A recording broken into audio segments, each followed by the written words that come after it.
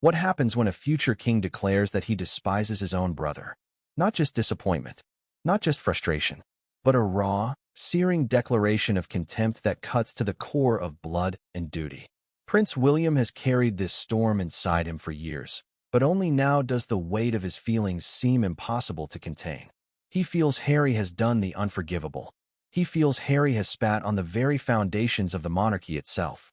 And he feels that Harry, by abandoning his responsibilities for Meghan Markle, has foolishly, perhaps irreparably, destroyed the brotherhood they once shared. Think about that for a second. A man born to be king. A man raised under the crushing weight of duty and legacy. To despise his only brother, his last real link to their mother Diana. What does that mean for the monarchy's future? What does it mean for the family itself? And perhaps more hauntingly, if William truly despises Harry, does that mean he's written him off forever? That reconciliation is not only unlikely, but impossible? Before we continue, please hit the like button, subscribe to the channel, and turn on the notification bell for updates. The tension between the two brothers has been simmering in public for years, but what we've seen on the surface, the cold glances, the awkward photo ops, the obvious distance, barely scratches the surface. Behind palace walls, insiders whisper of fury, of betrayal, of William's unwavering stance that Harry has crossed a line from which there is no return. And here's the shocking part. Those closest to William claim he doesn't merely see Harry as a brother gone astray. He sees him as a traitor to the very institution they were both born to serve. But why now? Why is this story exploding with such intensity at this exact moment? The answer lies in timing. The monarchy is fragile. King Charles battles illness and age. The Queen is gone, leaving a void impossible to fill. And William stands as the heir apparent, the man who must hold the crown together. In that fragile balance, every betrayal counts double. Every word Harry has spoken to Oprah, every page of Spare, every interview about his royal family cuts not just William personally, but slices at the legitimacy of the monarchy itself. And William feels it in his bones. The betrayal wasn't just personal. It was national, historic, catastrophic. Now, imagine being William. You've sacrificed freedom for duty. You've accepted the endless scrutiny, the lifelong pressure, the reality that your life is not your own. You've swallowed your pain, your grief, your frustrations because that's what being the heir demands. And then your younger brother, the one person who truly understands what it feels like to grow up in that gilded cage, throws it all away. Worse, he doesn't just walk away. He attacks. He tells the world about private conversations. He accuses the family of cruelty and neglect. He paints the monarchy, the crown you're sworn to protect, as toxic. How would you feel? Could you forgive? Or would you despise? Let's pause for a moment and ask you directly. If your own sibling publicly exposed family secrets, accused your parents, your spouse, your household of horrific behavior, would you still defend them? Or would you too feel that betrayal as a cut so deep, so final, that it shatters the very idea of family loyalty? Because that's exactly what William has been wrestling with. He feels Harry not only chose Meghan over family, but chose publicity over loyalty. He feels Harry betrayed the monarchy not out of necessity, but out of selfishness. And once that choice was made, there was no way back. The sense of duty that defines William, duty above personal feelings, above personal happiness, was ripped apart by Harry's decision to go rogue.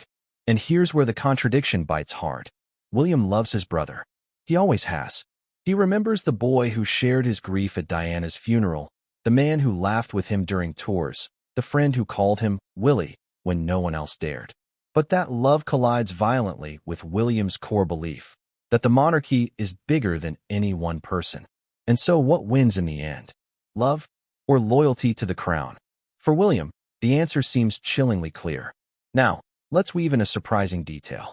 Multiple sources close to the royal household have said William doesn't just see Harry's actions as reckless, he sees them as calculated. Imagine that.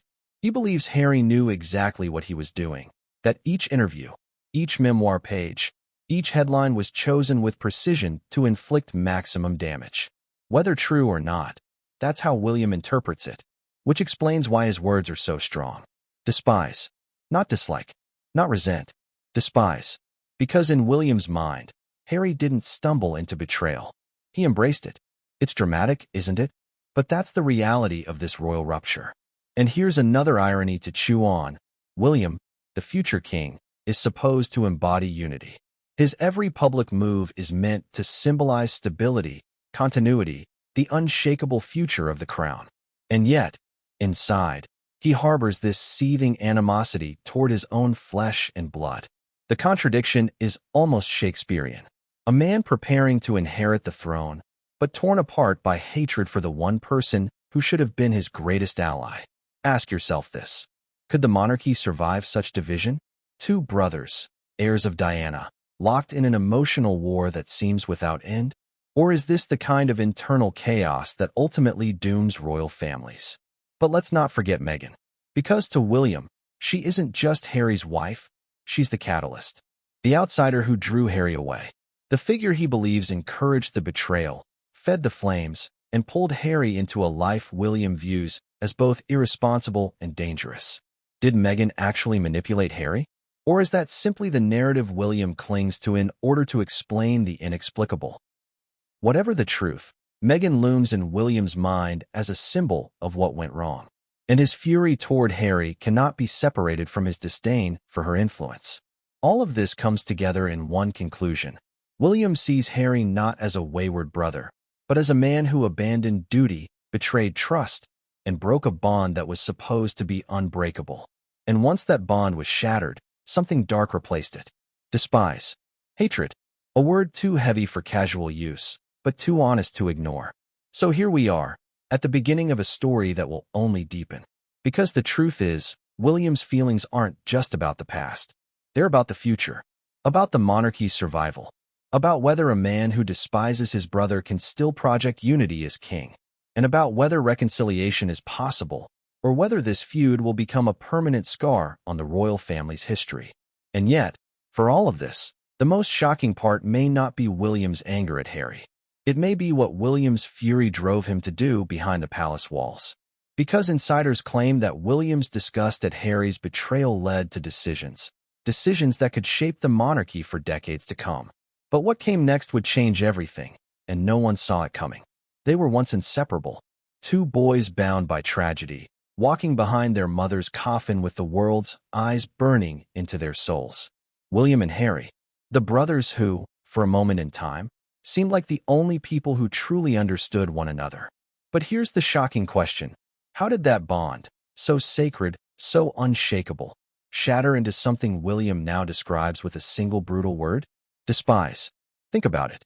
Brothers who once laughed together at royal engagements, who teased one another mercilessly in interviews, who stood shoulder to shoulder against the cold glare of the press. Brothers who once vowed that it was just us against the world, that solidarity was their armor. But fast forward to today, and the story has curdled. How does loyalty turn into betrayal? How does brotherhood collapse into animosity so bitter that reconciliation seems impossible? To understand William's fury now, we have to travel back to the fragile years when William and Harry leaned on one another like no one else could.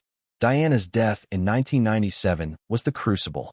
Two boys, ages 15 and 12, walking through grief while the monarchy insisted on composure. William took on the role of protector. Harry, the rebellious younger brother, followed William's lead. That moment, the funeral procession, etched an unspoken pact between them. They would always have each other, or so they thought. But history has a cruel way of testing promises. As the years passed, the brothers began to grow in different directions. William leaned into duty, preparing himself for kingship tethered tightly to tradition. Harry leaned into freedom, desperate to carve out an identity beyond despair. This difference wasn't obvious at first. In fact, their bond seemed stronger than ever in their 20s. Remember their army years? They joked about being comrades in arms. They gave interviews full of laughter and banter. The world adored their dynamic. It was Diana's boys, carrying her legacy forward. Yet beneath the smiles, tensions simmered. William, ever conscious of his destiny, began to view responsibility as non-negotiable. Harry, meanwhile, bristled under the rigid expectations. He craved something else, something less suffocating. The stage was set for conflict long before Meghan Markle entered the scene. The truth is, the fault lines existed already. Let me ask you directly. Have you ever had a sibling you loved deeply but couldn't agree with? Someone whose life choices felt like betrayals of your shared past? Imagine that tension multiplied 1,000 times by the weight of the crown. That's what William and Harry were facing.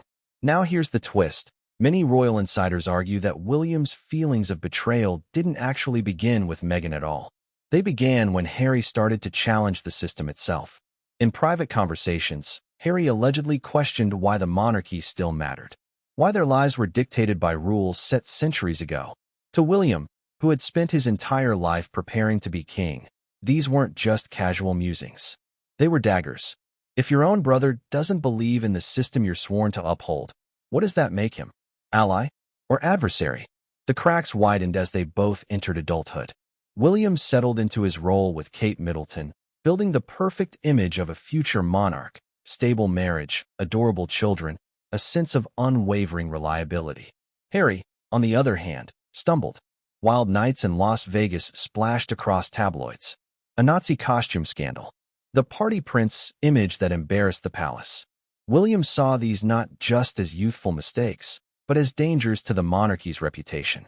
And yet, despite the frustration, he stood by Harry, defended him, tried to shield him from the worst of it. The pact still held, barely. But something shifted as William grew into his role more firmly. Responsibility became his entire identity. By contrast, Harry began to feel like a spare part, useful for photos, but excluded from decision-making. The resentment brewed silently, invisibly, until one fateful choice exploded everything. That choice was Meghan. But let's not jump ahead too quickly. Before Meghan, before the Oprah interview, before Spare, there was already a brotherhood eroding under pressure. William was becoming more of a statesman, less of a brother. Harry was becoming more restless, less willing to accept second place. Their paths diverged, and neither could, or would, bend to close the gap. And this is where the betrayal seeds were planted. Because when Harry finally did break away, William didn't just see it as personal rebellion.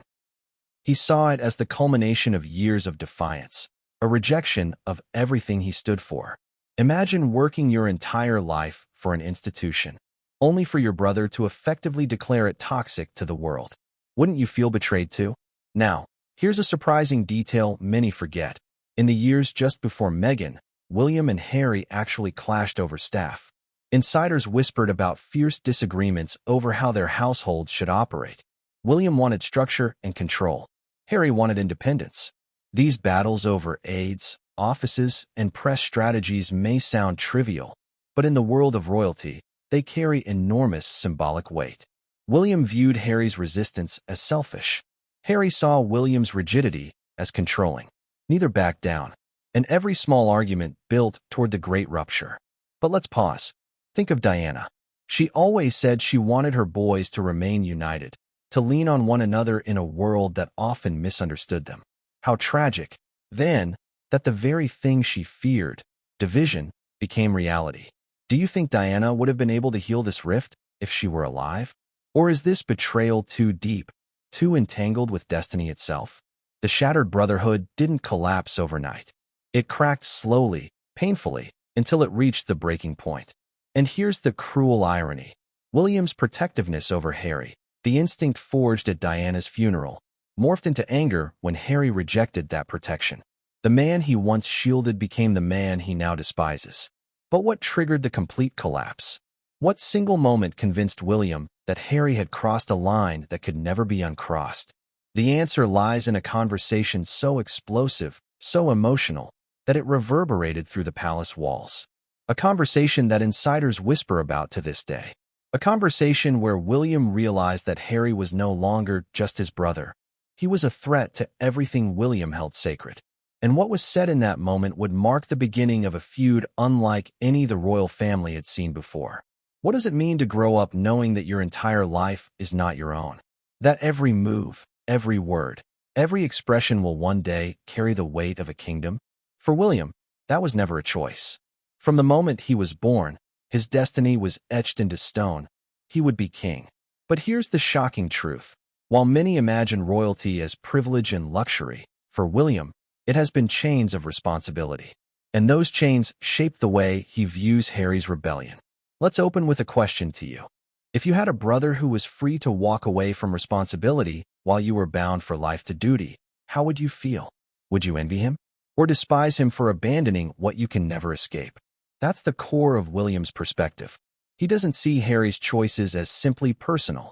He sees them as a rejection of everything William himself has sacrificed his life to uphold. From an early age, William's entire existence was molded to prepare him for the throne. Tutors drilled him not only in academics, but in diplomacy. Palace officials instructed him in protocol, politics, and the delicate art of saying much while revealing nothing. Every friendship he formed, every romantic relationship he pursued was scrutinized through the lens of monarchy. He was not just William.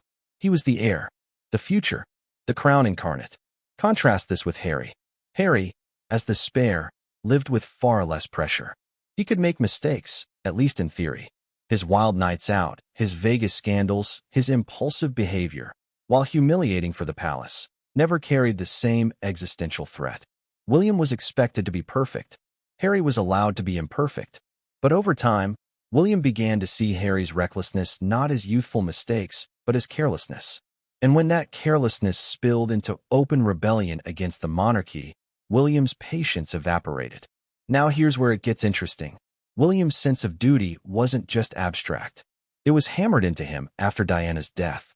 Charles, for all his flaws, made it crystal clear to William his future was not negotiable. He had to be the stable one. He had to lead. And as William embraced that role, he began to embody the monarchy itself. By the time he married Kate, he was not just preparing to be king. He was already behaving like one. Calm, strategic, responsible. Every move calculated to project stability. But what happens when the person closest to you, the one who grew up in the same palace, the one who endured the same grief, refuses to play by those rules? To William, Harry's rebellion wasn't just a brother making his own choices. It was a brother torching the very foundations of what William had sacrificed everything to protect. Ask yourself, if you had carried the weight of 1,000 years of monarchy on your shoulders, would you tolerate your sibling undermining it on television screens across the globe? William's fury makes more sense when you step into his shoes. Think about the years of training, the endless events, the speeches crafted not to express his own feelings, but to maintain royal neutrality, the smile that must stay fixed even when the world is falling apart. This was William's reality. Duty over self, always. And then comes Harry, choosing self over duty. To William, that wasn't just irresponsible. It was unforgivable. There's a striking irony here. William's entire life was dedicated to projecting unity, strength, and continuity. Yet his relationship with Harry represents the monarchy's most visible fracture. It is almost as though the universe has played a cruel joke. The future king, symbol of unity, despises his own brother. But here's a detail that deepens the tragedy. Behind closed doors, William reportedly tried, again and again, to guide Harry. When Harry first introduced Meghan, William wasn't just skeptical out of personal dislike. He genuinely believed he was protecting Harry from rushing into something that could destabilize him, and by extension, the monarchy. That warning, as Harry later called it, wasn't meant as cruelty. It was William's sense of duty speaking. Protect the crown. Protect the family. Protect the line of succession. Harry, however, didn't see it that way.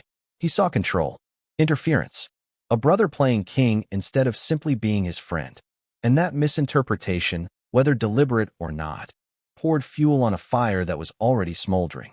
Let's add a surprising twist. Royal insiders say William sometimes envied Harry's freedom. Imagine that. The man bound by destiny secretly wishing he could escape. William would never admit it publicly, but those close to him suggest that part of his fury at Harry's exit is envy. Because Harry dared to do what William never could, walk away. That envy twisted into resentment, and resentment calcified into despise. Think about this contradiction. William envied Harry's freedom, yet despised him for taking it. Doesn't that sound painfully human? Doesn't that sound like the kind of contradiction we've all wrestled with in our own families? Now, let's look at how William's sense of responsibility shapes his current view of Harry. Every scandal, every headline Harry creates, is a direct threat to the monarchy's reputation. When Harry sat down with Oprah and spoke of racism, mental health struggles, and neglect, William didn't just hear his brother's truth. He heard an attack on the institution he has sworn to uphold, an institution he will one day lead. To William, this wasn't a conversation between siblings, it was a betrayal of national consequence. This is why William cannot forgive. Because for him, forgiveness would mean admitting the monarchy can survive exposure, criticism, and rebellion. And deep down, he fears it cannot. He fears Harry's words have weakened the crown in ways that may not be reparable. And so, William doubles down on duty. He cannot show weakness. He cannot waver. He cannot even allow himself to reconcile, because reconciliation without repentance would look like weakness to the public, and weakness is poison to a monarchy that survives only on perception. But here's the cliffhanger. For all William's strength, for all his sense of responsibility, there was a moment when Harry's rebellion hit him so hard, so personally, that he realized this wasn't just about the crown anymore. It was about betrayal on a level so intimate it pierced through the armor of duty. And that moment came when Harry decided to go public, when he aired private conversations for the entire world to hear. What Harry revealed in those interviews would cut William deeper than any scandal before, and it was then that William's private fury began to turn into something far darker. Imagine this. You've spent your life guarding the privacy of your family. Every word you speak is measured, every gesture analyzed, every silence heavy with meaning. Then suddenly, your own brother, the one person you thought you could trust, sits down in front of millions and begins spilling secrets you thought would never see daylight. That's what happened when Harry unleashed his media storm. For William, it wasn't just a betrayal. It was the ultimate humiliation. Let's start with the Oprah interview. March 2021. The world tuned in, jaws tightening as Harry and Meghan poured their grievances out on camera. Allegations of racism within the royal family. Claims of neglect when Meghan struggled with suicidal thoughts. Accusations of coldness, rigidity, cruelty behind palace walls. William, sitting in Kensington Palace, must have felt the walls closing in. Not just because the monarchy's image was on the line, but because Harry was the one delivering the blows. The brother he had once trusted to defend the family was now dismantling it, piece by piece, for the world to see. Ask yourself, how would you feel if your sibling went on global television and accused your family of being racist? Would you defend them, or would you feel the sting of betrayal so sharp that it left you speechless? That's what William faced. And silence wasn't even an option. The press swarmed him for a response. His tight-lipped comment, "We are very much not a racist family," wasn't just a rebuttal. It was damage control. But behind those 4 words lay a fury too deep to articulate. The Oprah interview was only the beginning. Harry and Meghan signed deals with Netflix and Spotify, deals that William saw as transactional, monetizing pain, cashing in on family secrets. The Netflix series laid bare even more. Footage of private moments, candid discussions about the royal institution, clips that reframed William and Kate as cold and calculating while painting Harry and Meghan as victims of an oppressive machine. Every scene was another knife in William's back. And then came Spare, the memoir that shattered what little remained of brotherly loyalty. Page after page, Harry unleashed bombshells. Private conversations, heated arguments, even physical altercations, like the infamous claim that William shoved him to the floor during a fight about Meghan. Think about that. A brotherly scuffle, ugly but intimate, broadcast to the world in hardcover. For William, this was unforgivable. Not because fights don't happen in families. They do, but because Harry turned a moment of weakness into a weapon for public consumption. There's an irony here that can't be ignored. William, trained his whole life to remain silent, was forced to watch his younger brother weaponize truth as entertainment. The monarchy's golden rule is never complain, never explain. Harry shattered it with gusto. And while the world debated whether Harry was brave or reckless, William's internal reaction hardened into something beyond anger. It became despise. Let's pause. What do you think? Was Harry right to speak out, to share his truth with the world, regardless of the damage? Or should family secrets, even ugly ones, stay locked behind palace doors? The contradictions pile up. Harry framed his revelations as liberating, an act of honesty. William saw them as destructive, an act of betrayal. Both perspectives are valid in their own way, but only one of them aligns with the crown's survival. And William knows better than anyone. The The monarchy cannot survive without secrecy. Once the mystique is broken, once the institution is seen as just another dysfunctional family, the magic evaporates. And this is why William's fury runs so deep. He doesn't just despise Harry for personal reasons. He despises him because, in his view, Harry is killing the monarchy's mystique. Every interview, every documentary, every book isn't just another scandal. It's another hammer blow against the fragile edifice of tradition. Now, let's consider how personal this became for William. Spare didn't just criticize the institution. It criticized him directly.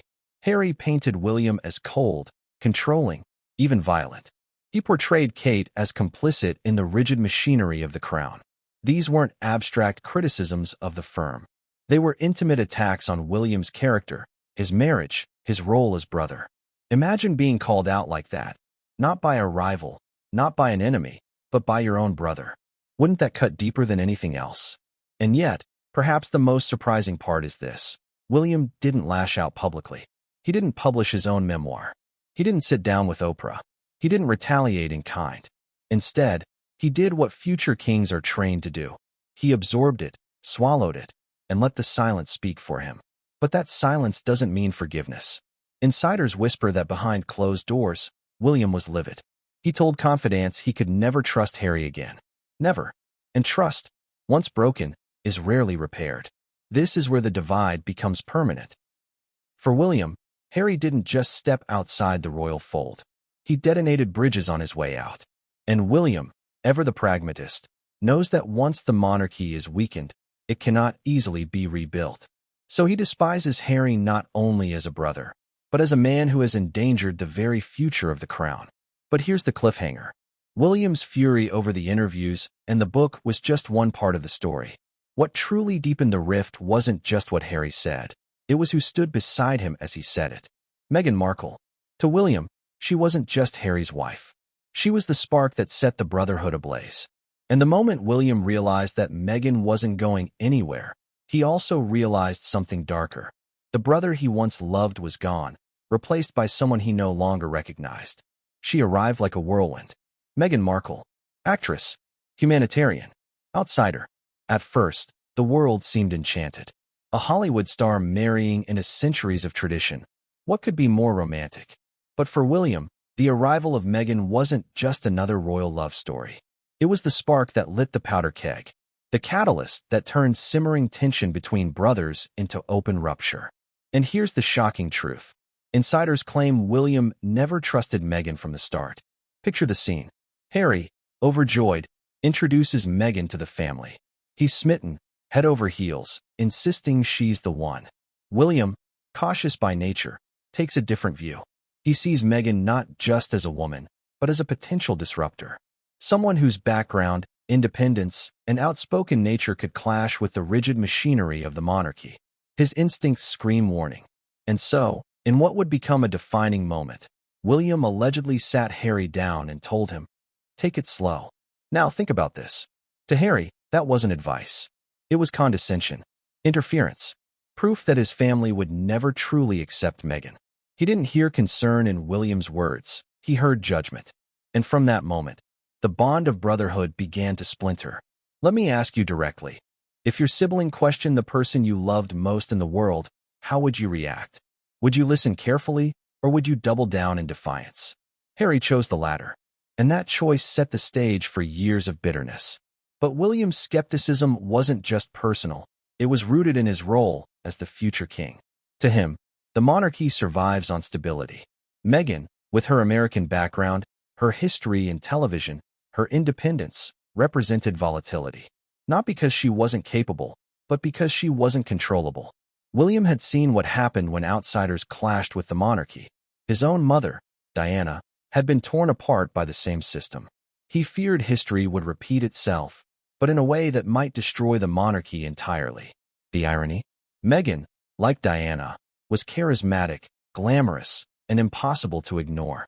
The public adored her. Crowds cheered, headlines gushed.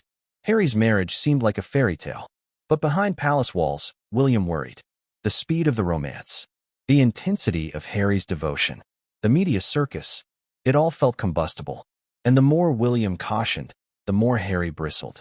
Here's a surprising detail. Palace insiders claim William and Meghan clashed early on over protocol. Meghan wanted flexibility, freedom, a modern approach. William insisted on tradition. Their friction wasn't just about Harry. It was about what the monarchy should be. Two visions colliding. One modern and daring. One traditional and restrained. And Harry was caught in the middle, forced to choose. Guess who he chose? From William's perspective, Meghan became the wedge. Not because she intended to be, but because Harry allowed her to be. William saw his brother slipping away, consumed by love, blind to consequences. He saw Harry abandoning duty, disregarding warnings, and dismissing family concerns. And every time Harry defended Meghan against criticism, William felt his own influence eroding. But here's where it gets even darker. Some insiders say William suspected Meghan actively encouraged Harry's independence, that she fueled his discontent with the monarchy, convincing him he could live a freer, happier life outside its walls. Whether true or not, William believed it. And belief is powerful. It transformed Meghan, in his eyes, from family member into adversary. Do you see the contradiction here? William, shaped by duty, couldn't fathom someone choosing freedom over responsibility. Harry, fueled by love, couldn't fathom choosing duty over his wife. Both brothers saw themselves as right. Both saw the other as blind. And Meghan stood at the center of that storm, a lightning rod for everything the brothers couldn't reconcile. Let's not forget the media's role. Headlines pitted Kate against Meghan. Reports of Tiaragate and tears over bridesmaid dresses. Stories of Meghan's alleged clashes with staff. Every article stoked William's fears that Meghan was destabilizing the palace. Whether those stories were exaggerated or not, the perception mattered. And perception is everything in the monarchy. Now, pause for a moment. Do you think William's warnings were rooted in genuine concern for his brother's happiness, or were they motivated by jealousy and fear of losing control? That's the haunting question that lingers. The deeper Meghan and Harry sank into their own world, the more William hardened. He began to see Meghan not as family, but as the architect of Harry's defiance. And once Harry and Meghan announced their decision to step back as senior royals, William's worst fears seemed confirmed. Meghan wasn't just the catalyst, she was, in his eyes, the accelerant. The emotional fallout was devastating. The brothers who once stood united against the press were now split by it. Harry accused the family of cruelty. Meghan spoke of suicidal despair. William, furious, viewed it as betrayal dressed up as truth. And the bond Diana had begged them to protect shattered completely. But here's the cliffhanger. Meghan may have been the spark, but the real inferno began when Harry chose to abandon his royal responsibilities entirely. That, for William, wasn't just reckless. It was treason against the very institution they were born to uphold. And what came next would convince William that Harry had crossed a line from which there was no return. It was the moment that transformed simmering tension into open war. Harry and Meghan's announcement that they would step back as senior royals, what the press later dubbed Megxit. For the world, it was shocking. For William, it was devastating. Not because he didn't see it coming. He had suspected for months that Harry was drifting, but because the act itself represented something William could never forgive: the abandonment of responsibility. Imagine this. You've spent your life shackled to duty.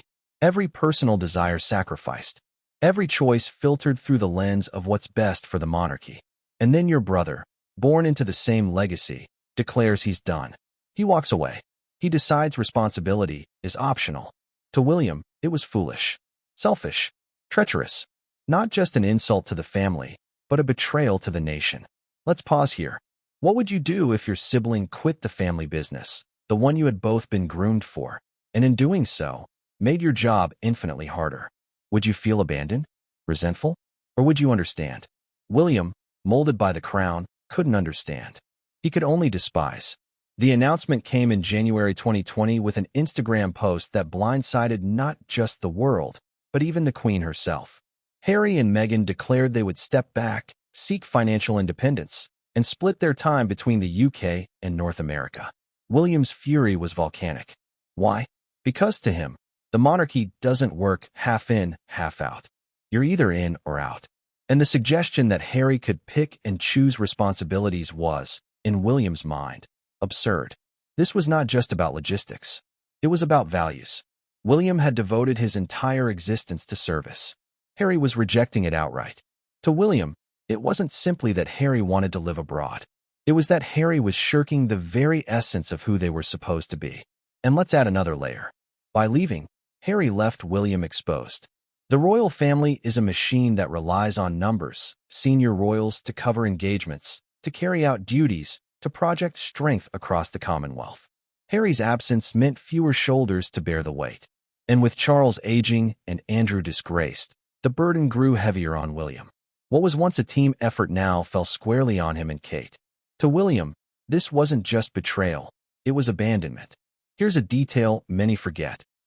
In the immediate aftermath of the announcement, William privately confided to friends that he felt blindsided and betrayed. One source even claimed he said he could no longer put his arm around Harry. Imagine that. The protective older brother, who once shielded Harry from the world's cruelty, now washing his hands of him. But Harry didn't stop there. The negotiations over their royal exit, the infamous Sandringham Summit, made things worse. William wanted clarity. Harry wanted flexibility. The Queen, firm and pragmatic, sided with William's view, no half measures. You're either royal or you're not. Harry saw it as rejection. William saw it as justice. And the fallout? Explosive. Harry and Meghan moved to North America. They struck deals with Netflix and Spotify. They gave interviews framing the royal family as cold and unfeeling. Every step Harry took away from the monarchy hardened William's heart further. To William, Harry wasn't just leaving. He was cashing out. Let me ask you, do you think it's possible for someone raised in such a rigid system to ever understand why Harry left?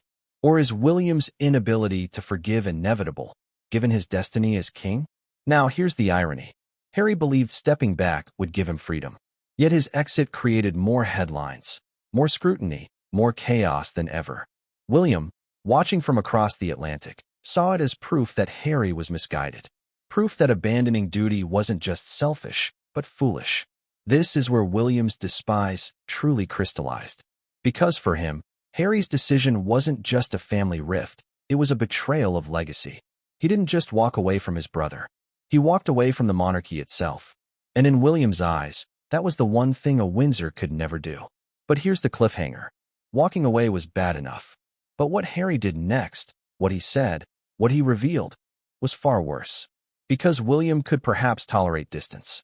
He could perhaps endure estrangement. But Harry didn't just leave quietly. He took the monarchy's secrets with him. And once those secrets were unleashed, there would be no going back. The section is complete. Do you want me to continue into Chapter 6? William's inner circle speaks? You said. Go. ChatGPT said. Whispers in gilded corridors. Murmurs behind closed doors. This is where the truth of William's fury seeped out. Not through his own words in public, but through the guarded voices of his inner circle. For years, William had kept his emotions tightly sealed, just as he'd been trained. But betrayal has a way of cracking even the strongest facades. And when Harry walked away, when he aired the monarchy's secrets, William's confidence began to reveal just how deep the wound truly was. Think about this. William has always been careful, reserved, a master at hiding emotion in public. Unlike Harry, who bears his soul freely, William learned early that vulnerability could be weaponized. So when courtiers, aides, and trusted friends began whispering to reporters about his rage, it was startling. Not because William had never been angry, but because the intensity of that anger shocked even those closest to him. One aide reportedly said, William feels Harry has broken the one unbreakable rule, loyalty. Another described William's fury as volcanic, saying that behind palace walls he used words he would never dare repeat in public. Words like unforgivable, words like despise. Can you imagine? The heir to the throne, admitting in private that he despises his own brother? That's not just anger, it's a rupture of the deepest kind. Here's where it gets interesting. The leaks didn't come all at once. They trickled out, carefully placed in newspapers and whispered in insider books. Journalists like Robert Lacey, Valentine Lowe, and Omid Scobie each captured pieces of William's private fury. Sometimes they contradicted each other. Sometimes they blurred fact and speculation. But one truth remained consistent. William felt betrayed. Betrayed not only by Harry, but by Meghan's influence. And betrayal, in William's world, is worse than hatred. Let's pause here. Have you ever had someone close to you betray your trust so deeply that you couldn't even look at them the same way again? That's what William felt. And unlike most of us, he couldn't process it quietly. His every move, his every emotion, was dissected by the press. He had to bottle it up, except when he was with his inner circle. And that's where the truth came spilling out. Now let's consider what makes these leaks so explosive. They don't just reveal William's anger. They reveal strategy. William wasn't just hurt. He was determined to protect the monarchy at all costs. That meant drawing a clear line. Harry was out, and reconciliation wasn't on the horizon. Sources claimed William said he couldn't trust Harry with anything anymore. Imagine that. Your own brother, once your confidant, now considered a liability so dangerous that you couldn't even share a conversation without fearing it would end up on television. And here's the contradiction. William despised Harry, but he also mourned him. Friends said his anger was laced with grief. Grief for the brother he lost. Grief for the bond they shared after Diana's death. Grief for the idea of unity they once embodied. That's the tragedy of William's inner circle revelations. They show not only fury, but heartbreak. Insiders also revealed how this feud strained William's marriage. Kate, who had once been close to Harry, now found herself caught in the crossfire. Meghan and Kate's icy relationship only magnified the tension. Aides whispered that William leaned heavily on Kate during those years, that she became his anchor as the storm with Harry intensified.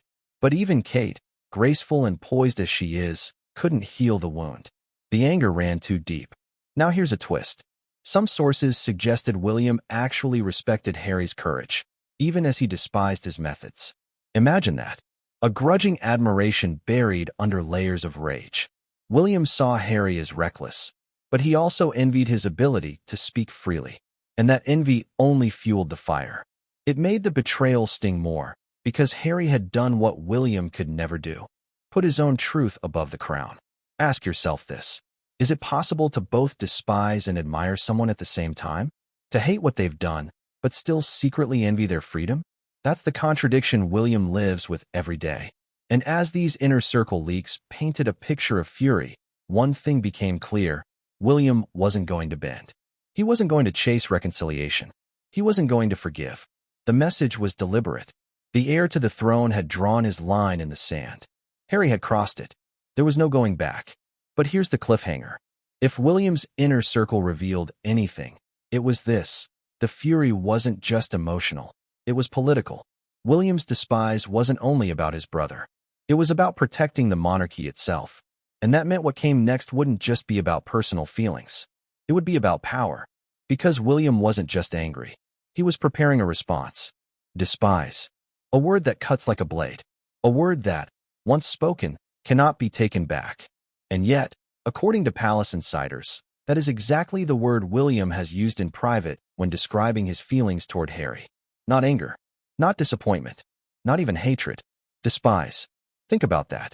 The heir to the throne, the man destined to embody unity, speaking about his own brother with such venom. How did it come to this? To understand the gravity of this revelation, we have to recognize the context. Royals do not speak like this, not in public, and almost never in private, at least not where it can be repeated. Their language is trained, measured, sanitized. Yet here we have William, whose every word is usually wrapped in diplomacy, letting slip the rawest truth. That alone tells you the scale of his fury. The moment this revelation emerged, through carefully whispered leaks from those closest to William, it sent shockwaves. People gasped. How could a brother despise a brother? But for William, it wasn't about sibling rivalry. It wasn't about petty disagreements. It was about betrayal of the highest order. In his eyes, Harry had attacked the very institution their lives were built on. And William despised not only the act, but the man who carried it out. Let me ask you something directly. Do you think despise is a word you could ever use for family, even in moments of anger? Or is that word reserved for enemies? Those who've crossed a line so deep, forgiveness is impossible? That's the chilling part. By using this word, William shifted Harry from brother to adversary. Now here's a surprising twist. Sources claim William didn't always speak of Harry this way. Early on, he described him as misguided. reckless, even selfish. But despise came later, after spare, after the interviews, after the family secrets were thrown onto the bonfire of public opinion. That was when William's language hardened. That was when the grief turned into something colder, sharper, more enduring. Despise. Why that word? Because William doesn't just feel Harry abandoned him. He feels Harry betrayed Diana's legacy. Remember, Diana begged her boys to remain united, to support each other, to stand together against the cruelty of the press and the weight of the monarchy. William believes Harry destroyed that promise. He turned Diana's dream into a nightmare. And for William, that betrayal is beyond repair. Let's not forget Meghan's role in this. Whether fair or not, William sees her as the architect of Harry's rebellion. So when William says he despises Harry, it is laced with another layer of contempt for the influence Meghan has over him. To William, Harry is not simply misguided, he is led astray. That makes the despise deeper because it feels like Harry surrendered his identity to someone else. Here's the contradiction, though. William despises Harry, but he cannot escape him. Every headline, every interview, every scandal ties back to him. The monarchy's future cannot be discussed without mentioning Harry. And so William is trapped in a cycle of fury. The more he tries to distance himself, the more Harry's shadow looms over him. That's the true tragedy. Despise binds as much as love. Pause for a moment and think about this. If William becomes king while still despising Harry, how does that shape the monarchy's image? How can he embody unity when his own family is fractured beyond repair? Can a king despise his brother and still be seen as a symbol of forgiveness and reconciliation? Or will this rift haunt his reign? Now, let's imagine the private moment itself. A late-night conversation with a trusted aide. William, exhausted, burdened, speaking words he rarely allows himself to say. I despise him. Not shouted in anger, but murmured in resignation. The heaviness of betrayal crystallized into one devastating word. You can almost hear the silence that followed. The aide realizing they had heard something monumental, something that revealed not just emotion, but finality. Because despise is final. It is not a word of temporary rage. It is a word of permanence. It means William no longer sees reconciliation as possible. It means he has emotionally cut Harry out, even if blood still binds them. And yet, here's the irony. Despise can only come from love once lost. If William didn't care, he wouldn't despise. He would be indifferent. The fact that the word carries such venom proves how deeply he once loved Harry. The deeper the bond, the deeper the betrayal. The deeper the betrayal, the stronger the despise. Ask yourself, is despise stronger than hate? Some say yes. Hate is hot, emotional, even fleeting. Despise is cold, enduring, carved into stone. And that's what makes this revelation so chilling. William isn't just angry in the moment. He has calcified his feelings into something immovable. But here's the cliffhanger. If William truly despises Harry, then reconciliation is off the table. And if reconciliation is off the table, then the royal family's future is split in two. One brother marching toward the throne, the other cast adrift, carrying secrets that could explode at any moment. And what happens when that despise collides with the monarchy's desperate need for unity? The answer lies in the tension between public perception and private pain. And that clash would soon become impossible to ignore. A smile for the cameras, a handshake for the crowds, a carefully choreographed gesture that suggests everything is fine. That's the image the royal family has always projected. But behind those smiles, behind the royal waves and polished photographs, there is pain, there is fury, and in William's case, there is despise simmering just beneath the surface. Public perception versus private pain. That's the cruel paradox he has lived with since Harry's rebellion exploded. Let's begin with the public face. Whenever William and Harry appear together, the press immediately dissects every detail. A glance here, a stiff posture there, the distance between them on a pew at St. George's Chapel. Photographs that were once symbols of unity are now mined for evidence of division. And William knows this. He knows the world is watching, hunting for cracks. So what does he do? He smiles. He maintains composure. He plays the part of the dutiful heir. That's the performance. But it is just that, a performance. Privately, the story is very different. Insiders say that William's fury reaches boiling point every time Harry dominates headlines. Not because he craves the spotlight. William has always loathed celebrity for celebrity's sake, but because Harry's chaos overshadows his own carefully curated image of stability. Imagine preparing your entire life to symbolize duty and discipline, only to be undermined by your own brother's confessions splashed across newspapers worldwide. The pain of that contradiction is constant. Now think about the emotional toll. William has described in the past how difficult it is to process emotions under the scrutiny of the press. When Diana died, he and Harry were told to maintain a stiff upper lip. No tears in public. No cracks in the mask. That training carried into adulthood. So when Harry exposed his raw truth in interviews and memoirs, William wasn't just angry. He was baffled. Why reveal so much? Why hand the press the very weapons they once despised? To William, this wasn't bravery. It was recklessness. Let me ask you, have you ever felt trapped between how you're supposed to act and how you actually feel? That's William's life, magnified 1,000 times. Every time he stands before cameras, he is forced to project calm unity while inside he is boiling with resentment. That gap between perception and reality is widening. And the wider it grows, the harder it becomes to keep the mask from cracking. Here's a detail that adds weight to this. At Prince Philip's funeral, the world watched as William and Harry walked side by side once more. The cameras zoomed in. Commentators speculated. Was reconciliation possible? Were they speaking? Smiling? But insiders later revealed that behind those carefully captured images, William was cold. He spoke only out of duty, not warmth. The public saw brothers together. Privately, William saw only distance.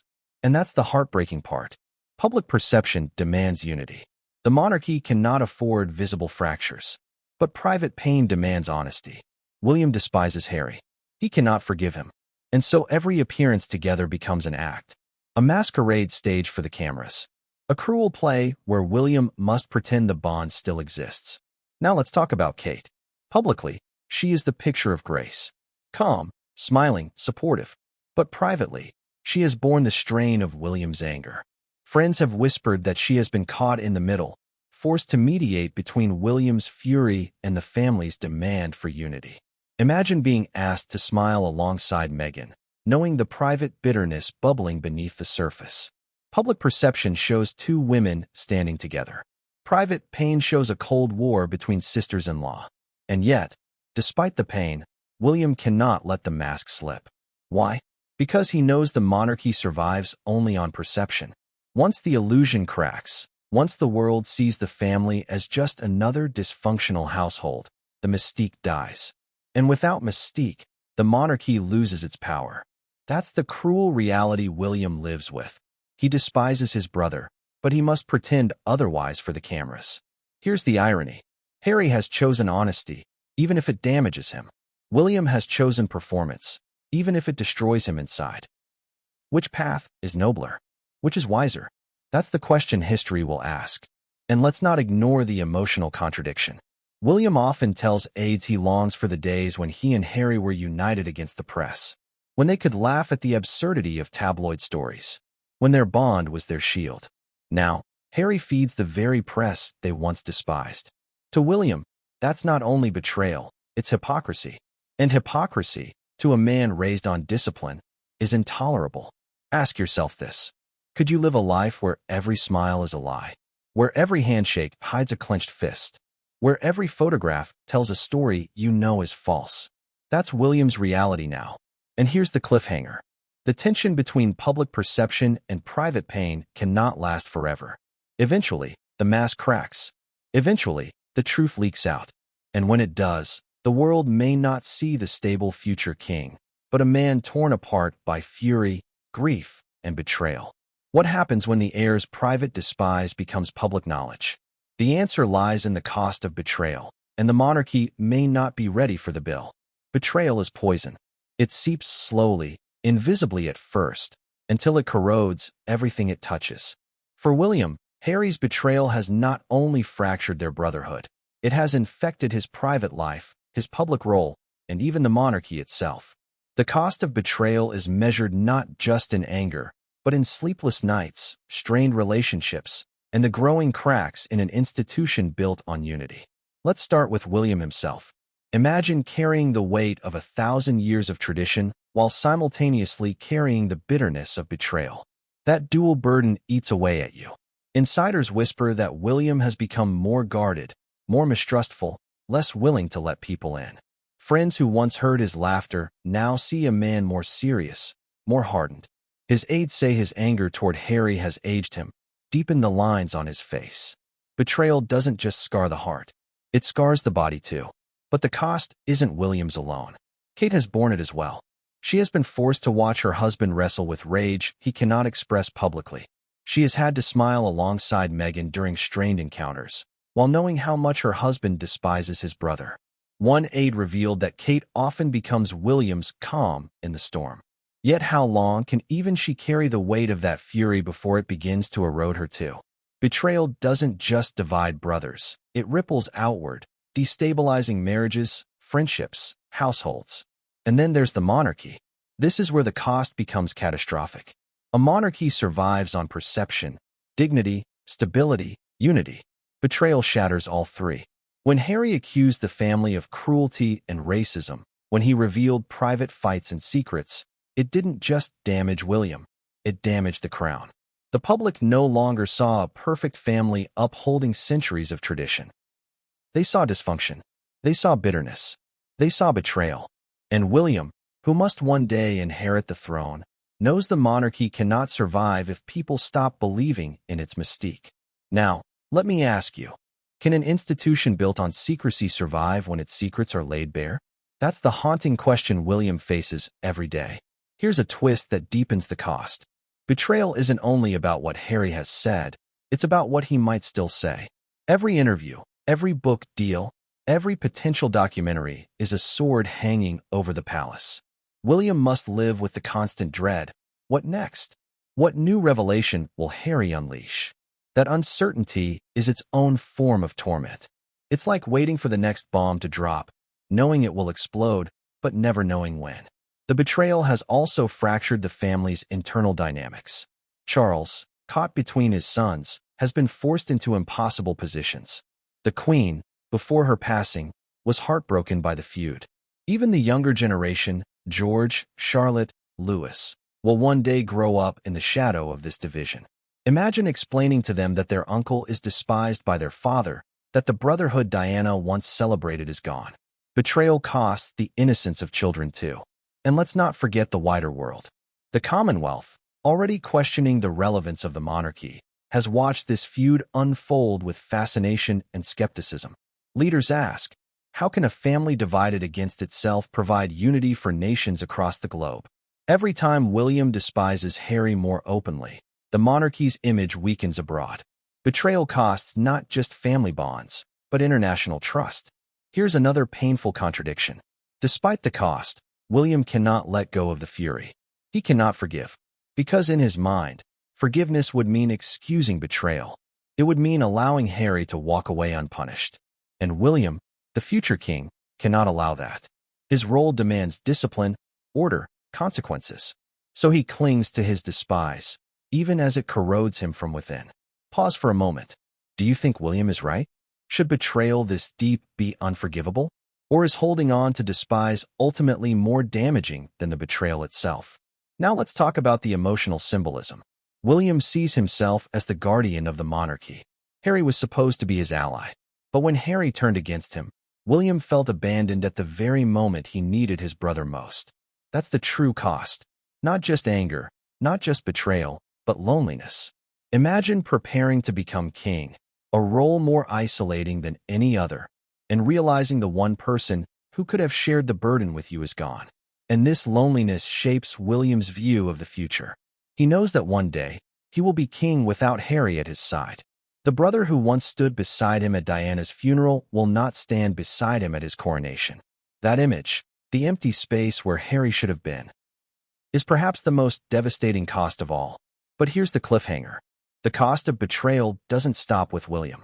It spills outward into the very future of the monarchy. And William, for all his fury, knows he must make a choice. Either cling to despise, or find a way to draw the line that protects the crown, even if it means cutting his brother out forever. And the moment William drew that line, publicly, decisively, would change the monarchy in ways no one could have predicted. A line in the sand.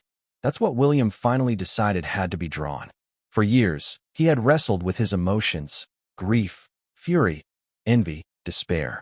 He had played the dutiful brother in public while despising Harry in private. But betrayal cannot linger forever without consequence.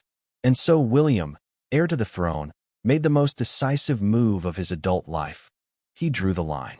This wasn't just an emotional decision. It was strategic. William understood that the monarchy itself depended on clarity, ambiguity. This idea that Harry could exist half in, half out, was corrosive. It blurred the monarchy's image, confused the public, and undermined stability. William's instincts told him, the monarchy must project strength, even if it means cutting his brother loose. Think about that. A man whose life had been shaped by loyalty to family, now choosing loyalty to the crown instead. Imagine the weight of that choice. Imagine what it must feel like to realize your brother isn't just estranged, he's officially out. So how did William draw this line? Through silence, distance, and deliberate exclusion. Insiders reveal that William began to limit communication with Harry to formal channels only. No private calls, no casual texts. Every word filtered through aides. Why? Because William no longer trusted Harry not to leak, not to twist, not to weaponize their conversations. That's not a brother. That's an adversary. And then came the coronation of King Charles. For William, it was the ultimate test. Harry attended, but he was sidelined, stripped of his military uniforms, seated away from senior royals, invisible in the procession.